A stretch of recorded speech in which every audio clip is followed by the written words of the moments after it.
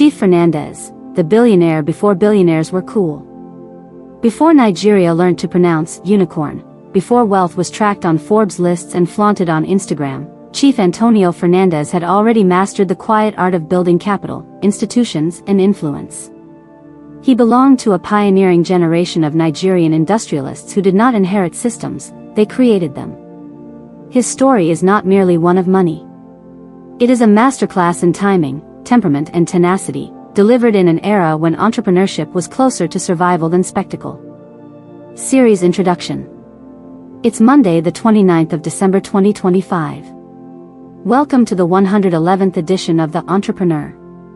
As we wrap up 2025, we take a step back into history and do a deep dive into the story and entrepreneurial journey of one of Nigeria's earliest and most accomplished billionaires, Chief Antonio Dane Fernandez.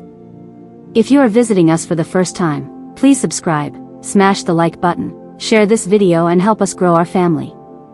If you have already subscribed, then show your support by liking the video and making a comment. Now let's jump right back in. Roots before riches, family, formation and first principles. Chief Fernandez emerged from a family environment that prized discipline, responsibility, and commercial instinct over flamboyance. While wealth did not greet him at birth, structure did, and structure, as every serious entrepreneur knows, compounds faster than cash. Family values emphasized hard work, frugality, and reputation. In pre-oil boom Nigeria, where trust was currency and surnames carried weight, this grounding became a quiet but decisive advantage. Fernandez understood early that a man's word was his first balance sheet. Chief Fernandez's rise did not begin in boardrooms or bank vaults, it began at home. He was shaped by a family culture that treated character as capital and discipline as a daily habit, not an occasional performance. In an era when formal business education was scarce and colonial structures still framed opportunity, the household became the first business school. Respect for elders, accountability for one's actions and an intolerance for waste were not moral slogans, they were operating rules. From an early age, Fernandez absorbed the idea that money was earned before it was spent and reputation was earned before it was used. These values mattered deeply in a pre-digital Nigeria where transactions moved on trust and a damaged name could shut more doors than a lack of cash ever would. His upbringing trained him to see credibility as an asset that appreciated quietly over time. Equally important was exposure. Trade, commerce, and negotiation were not abstract concepts, they were observed, discussed, and practiced. He learnt early that value creation often lay not in grand invention but in connecting people, goods, and opportunities efficiently. This grounding demystified wealth and stripped it of illusion. Riches, he understood, were the byproduct of consistency, not charisma. Perhaps most defining was the emphasis on restraint. Excess was frowned upon, patience was praised and ambition was tempered with responsibility. This balance became a lifelong advantage. While others chased rapid expansion or conspicuous success, Fernandez internalized a steadier rhythm: build first, display later, if at all. It was a philosophy forged in family life and carried, unshaken, into the architecture of his business empire. Before the billions, apprenticeship, not overnight success. There was no rush to grandeur. Chief Fernandez's early years were defined by learning the mechanics of trade, understanding supply chains and mastering the unglamorous details others ignored. Long before Chief Fernandez commanded capital or influence, he submitted to something far less glamorous: apprenticeship. He entered commerce at the lowest rungs, choosing proximity to process over proximity to prestige. In a period when Nigeria's commercial ecosystem was fragmented and informal, this hands-on immersion became his unfair advantage.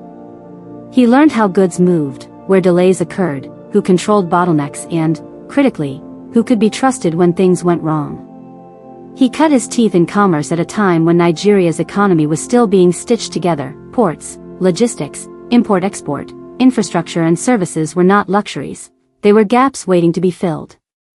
Where others saw uncertainty, Fernandez saw arbitrage. This period shaped his most enduring trait: patience. He built slowly, deliberately, and defensively, an approach unfashionable today, but devastatingly effective then. These formative years were spent observing more than acting. Fernandez watched how margins were made and lost, how contracts were honored or quietly broken, and how external shocks, from policy shifts to port congestion, rippled through entire value chains. Where others blamed the system, he studied it. Every inefficiency became a lesson, every setback, data. This was not accidental hustle, it was strategic learning disguised as labor. Crucially, he resisted the temptation to scale too quickly. Capital was recycled, not splurged. Profits were reinvested into knowledge, relationships, and operational control rather than status symbols.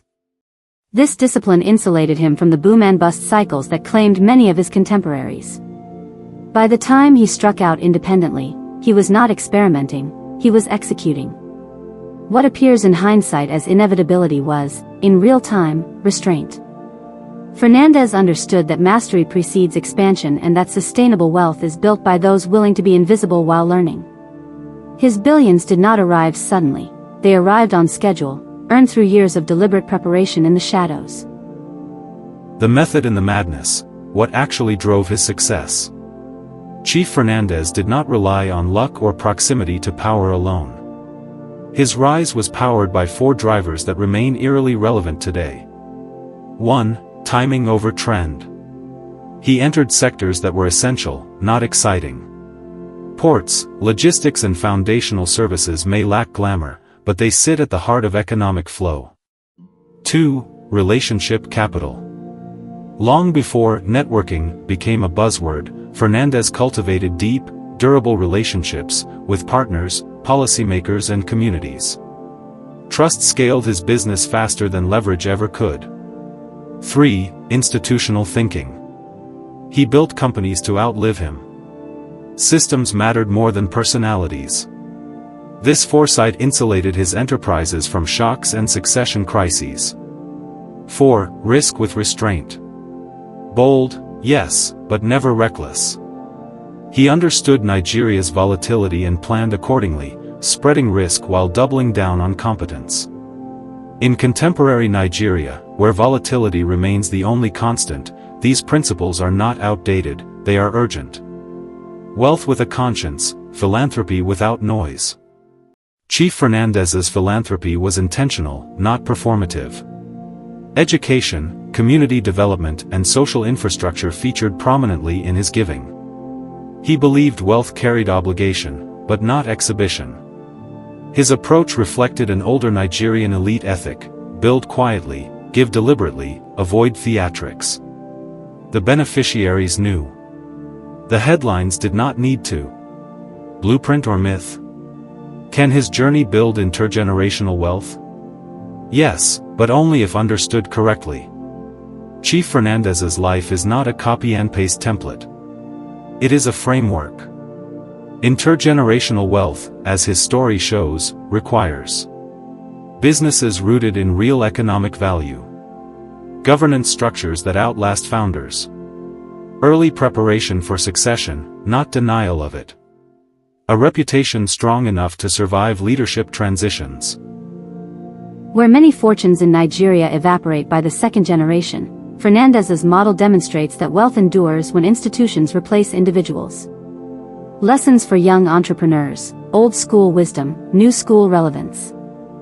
For today's ambitious Nigerian founders, Chief Fernandez leaves behind hard truths.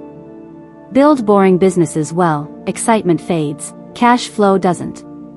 Reputation is a growth strategy, not a PR exercise. Slow money is often the fastest money in unstable environments. Think beyond yourself early, ego kills empires faster than competition. Most importantly, his life reminds us that entrepreneurship is not theater. It is craft. Final word: legacy is the loudest currency. Chief Fernandez never chased visibility. He chased viability. And in doing so, he secured something rarer than wealth: relevance across generations. In an age obsessed with speed, his story argues, calmly but convincingly, that endurance is the ultimate flex. If today's entrepreneurs are willing to listen, the blueprint is already written.